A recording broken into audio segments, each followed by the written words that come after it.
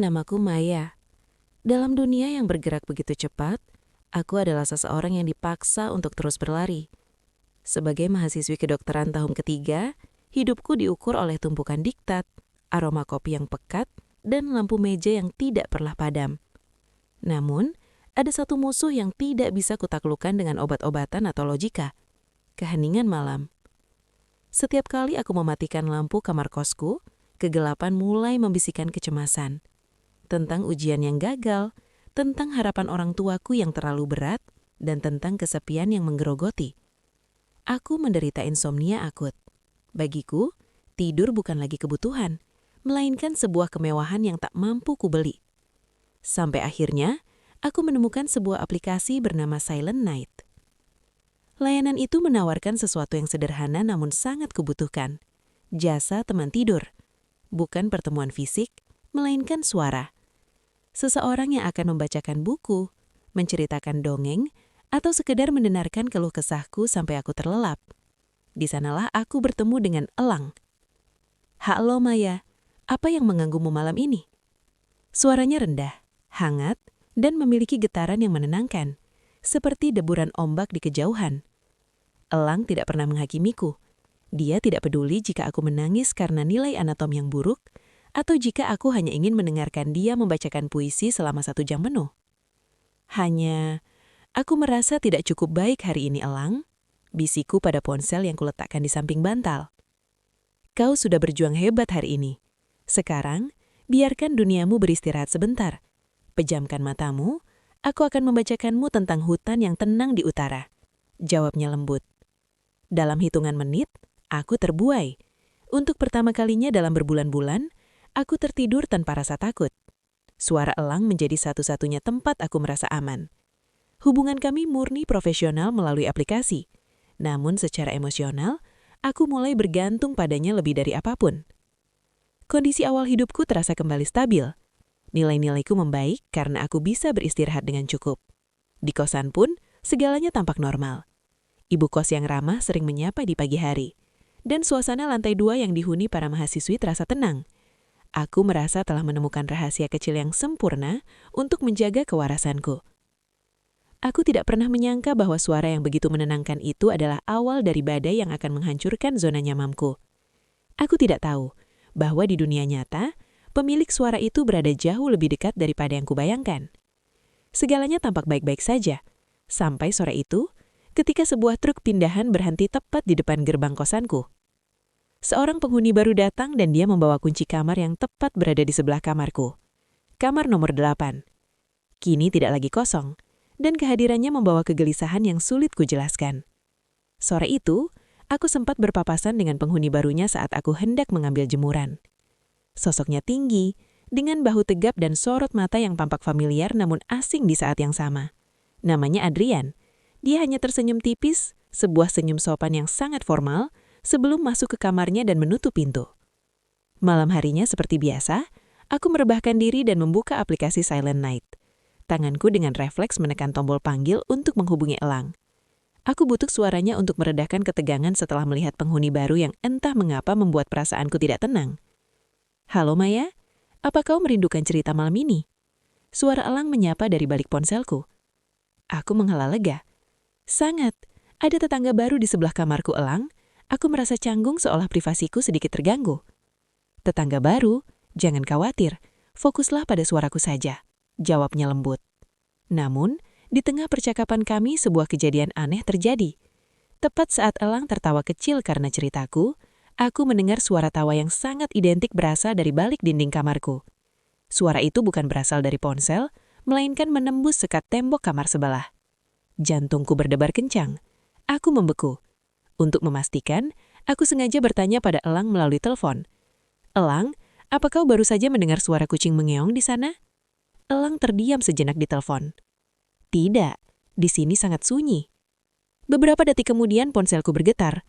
Sebuah notifikasi pesan masuk dari nomor yang tidak kukenal, tapi nama profilnya membuat duniaku seolah berhenti berputar. "Adrian, kamar sebelah." Isi pesannya singkat. "Maya, ternyata itu kamu. Suara di balik dinding ini aku mengenalinya." Tanganku gemetar hebat hingga ponselku hampir terjatuh ke lantai. Aku baru menyadari sebuah kenyataan yang mengerikan. Adrian, pria yang tinggal tepat di sebelahku adalah elang. Namun, yang jauh lebih berbahaya adalah memori yang tiba-tiba menyeruak di kepalaku. Adrian bukan sekedar orang asing. Dia adalah keponakan jauh dari pihak ayahku yang dilarang untuk dihubungi oleh seluruh keluargaku karena konflik warisan besar bertahun-tahun lalu. Posisiku sekarang benar-benar terancam.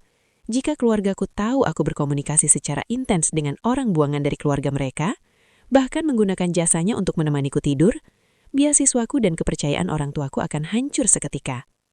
Rahasia yang selama ini menjadi obat bagiku, kini berubah menjadi bom waktu yang siap meledak tepat di samping bantal tempat aku bermimpi. Aku menelan ludah, mencoba mencari sisa keberanian untuk menjawab tatapan Sari yang setajam silet. Belum sempat aku mengarang alasan, Adrian hanya mengangguk sopan tanpa suara, dan terus berjalan pergi. Sebuah tindakan yang seharusnya meredakan situasi namun justru membuat Sari semakin curiga. Hanya kebetulan, Sar. Aku bahkan tidak pernah bertegur sapa dengannya. Dustaku dengan suara yang bergetar. Namun nasib buruk tidak berhenti di sana. Malam itu, kondisi fisikku mencapai titik terendah. Kepalaku berdenyut hebat dan tanganku gemetar karena kurang tidur selama berhari-hari. Dalam keadaan setengah sadar karena kelelahan yang luar biasa, aku kembali mengunduh aplikasi Silent Night. Sebuah tindakan putus asa yang akan kusesali selamanya. Aku hanya ingin mendengar suara elang selama 5 menit agar sarafku tenang. Aku tidak menyadari bahwa ibuku sedang dalam perjalanan menuju kosanku untuk mengantarkan makanan, dan dia memiliki kunci duplikat kamarku. Tepat saat aku tersambung dengan Adrian, yang langsung menjawab dengan nada khawatir, pintu kamarku terbuka. Ibu berdiri di sana, membeku, melihat putrinya sedang meringkuk di lantai sambil memegang ponsel yang mengeraskan suara Adrian yang sangat khas. "Maya, siapa yang sedang bicara denganmu?" Suara ibu bergetar antara marah dan tidak percaya. Belum sempat aku menjawab, ponselku menampilkan notifikasi transaksi otomatis dari aplikasi yang menunjukkan nama asli penyedia jasa di bawah profil elang, Adrian Pratama. Ibu menyambar ponsel itu, matanya membelalak melihat nama pria yang dianggapnya sebagai pembawa sial bagi keluarga kami. Kau membayar putra dari pria yang menghancurkan hidup ayahmu hanya untuk menemanimu tidur?" Ibu berteriak, air mata kekecewaan mulai mengalir. Semua usahaku untuk menjaga jarak gagal total. Adrian yang mendengar keributan dari balik dinding dan telepon, langsung berlari masuk ke kamarku untuk melindungiku. Namun kehadirannya justru memperburuk keadaan. Ibu memandang kami berdua seolah-olah kami adalah pengkhianat terbesar. "Besok, kau kemasi barang-barangmu, Maya. Beasiswamu akan ibu cabut dan kau akan pindah kuliah ke kota asal kita agar ibu bisa mengawasimu setiap detik." Vonis ibu jatuh seperti palu hakim. Aku terduduk lemas di tengah kamarku yang kini berantakan. Tidak ada lagi jalan keluar, tidak ada lagi kebohongan yang bisa menolong. Aku dihadapkan pada satu pilihan terakhir yang paling menyakitkan. Memutuskan hubungan dengan Adrian selamanya dan hidup dalam sangkar emas keluarga. Atau merelakan masa depanku demi sebuah pengakuan yang mungkin akan membuatku dikucilkan seumur hidup. Di antara isak tangis ibu dan tatapan nanar Adrian, aku merasa duniaku telah benar-benar berakhir. Ruangan sempit ini terasa seperti medan perang di mana harga diri keluarga dan kesehatan mentalku berbenturan dengan suara yang memekakkan telinga. Ibu mulai menarik koperku dari atas lemari, sementara Adrian berdiri mematung di ambang pintu. Tangannya terkepal namun ia tidak berani melangkah lebih jauh untuk menghormati ibu. "Ibu, tolong dengarkan aku sekali saja." Teriakku, suaraku pecah oleh tangisan yang sudah tertahan berhari-hari. "Tidak ada yang perlu didengar, Maya. Kau telah mengkhianati percayaan ayahmu." Ibu terus mengemasi bukuku dengan tangan yang bergemetar hebat. "Inilah pilihan terakhirku. Aku bisa saja diam dan membiarkan diriku diseret pulang. Namun aku tahu itu akan membunuh jiwaku perlahan." Dengan sisa kekuatan yang ada, aku berdiri dan menghalangi tangan ibu. Aku tidak melawan dengan kekerasan, melainkan dengan kejujuran yang paling dalam. "Ibu menganggapnya musuh karena masa lalu yang bahkan bukan kesalahannya," kataku dengan nada yang tiba-tiba tenang namun tajam. "Tapi pria yang ibu benci ini adalah satu-satunya orang yang membantuku tetap waras saat aku hampir gila karena tekanan kuliah ini. Dia tidak pernah memintaku membenci ibu. Dia justru memberiku kekuatan untuk terus bertahan di sini." Adrian melangkah maju. Ia berlutut di depan ibuku, sebuah tindakan yang membuat ibu tertegun. "Tante, saya tahu kehadiran saya adalah luka bagi tante. Tapi Maya menderita. Dia tidak bisa tidur, dia kesepian. Saya hanya ingin menjadi saudaranya yang mendukungnya, bukan musuh yang kalian bayangkan." Malam itu, perjuangan keras mulai dimulai. Aku tidak menyerah. Aku memperlihatkan catatan medis insomniaku yang selama ini kusembunyikan, dan aku memperlihatkan riwayat percakapanku dengan elang di aplikasi, yang isinya hanyalah puisi, cerita motivasi, dan doa-doa agar aku sukses dalam ujian. Aku ingin ibu melihat bahwa hubungan kami bukan tentang asusila atau balas dendam, melainkan tentang dua manusia yang saling menyembuhkan di tengah keretakan keluarga. Butuh waktu berjam-jam, isak tangis yang menguras energi, dan mediasi yang penuh emosi, hingga akhirnya pertahanan ibu mulai goyah. Ia melihat betapa pucatnya wajahku dan betapa tulusnya sorot mata Adrian. Hati ibu yang sekeras batu perlahan melunak saat ia menyadari bahwa selama ini ia terlalu sibuk menjaga dendam hingga lupa memperhatikan penderitaan putrinya sendiri. Ibu tidak akan memaksamu pindah malam ini. Bisik ibu akhirnya, suaranya parau. Tapi kalian harus berjanji, selesaikan masalah keluarga ini dengan cara yang benar, bukan dengan sembunyi-sembunyi. Itu adalah kemenangan kecil yang terasa seperti mukjizat. Meski beasiswaku masih dalam pertimbangan, setidaknya pintuku tidak lagi tertutup untuk Adrian. Dan duniaku tidak lagi harus gelap gulita karena ketakutan. Kami telah memilih untuk jujur, dan kejujuran itu mulai membukakan jalan yang selama ini tertutup rapat. Sinar matahari pagi pertama yang masuk melalui ventilasi kamar 302 terasa berbeda, tidak lagi membawa kekhawatiran akan hari esok, melainkan membawa harapan yang nyata.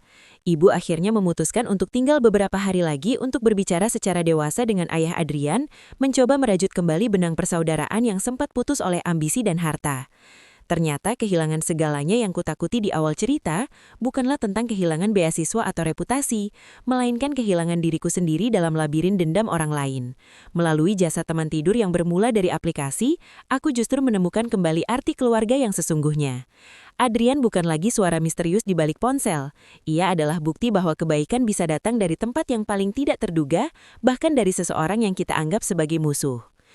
Terima kasih, Maya, karena kau sudah berani bersuara. Kalau bukan karena keberanianmu malam itu, aku mungkin akan selamanya menjadi bayangan di balik kamarmu.